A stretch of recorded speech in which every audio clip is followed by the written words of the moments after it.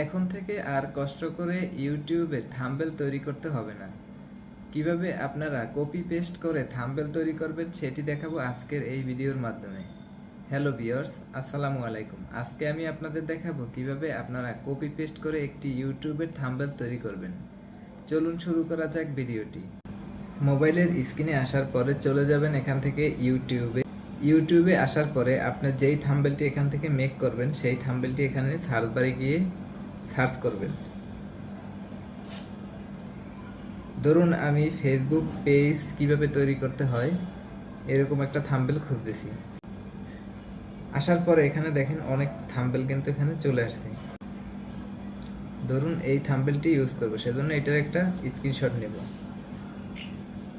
Screenshot নেওয়ার পরে এখান থেকে স্ক্রিনশটটি ওপেন করব। তারপরে যতটুকু আমার দরকার ততটুকু রেখে বাকি যতটুকু থাকবে সেটা আমি ক্রপ করে কেটে দেব।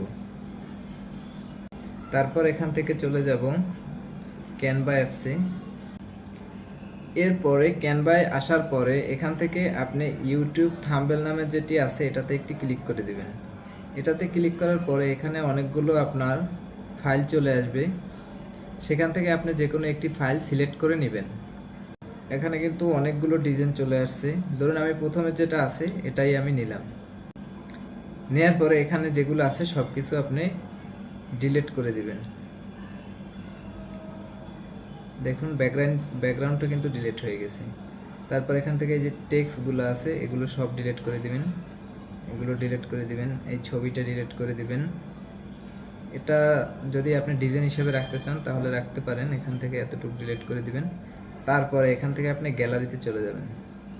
গ্যালারিতে আসার পরে কিছুক্ষণ আগে যে স্ক্রিনশটটি নিয়েছিলেন সেটা এখানে সিলেক্ট করবেন।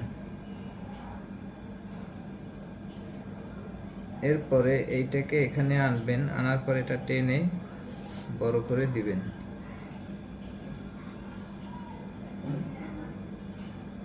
যতটুকু দরকার ততটুকু এখানে রাখবেন।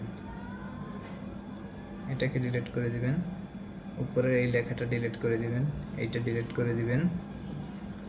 তারপর এখানে একটা আপনার ছবি অ্যাড করবেন, সেজন্য আবার গ্যালারিতে চলে যাবেন। গ্যালারিতে যাওয়ার পর এই ছবিটা ধরুন এখানে অ্যাড করব। এটাকে সিলেক্ট করে নিলাম। এই যে ছবিটা এখানে চলে আসছে। এটাকে এভাবে রাখার পর এখান থেকে টেনে বড় করে দেবেন। সেজন্য এখান থেকে আপনি অ্যাডজাস্টমেন্টে চলে যাবেন। অ্যাডজাস্টমেন্টে আসার পরে এখান থেকে টেম্পারেচার চলে যাবেন। এখান থেকে কালারটা ওইটার সাথে ম্যাচিং করার জন্য একটু লাল বা অন্য কোনো কালার করে দিবেন। এই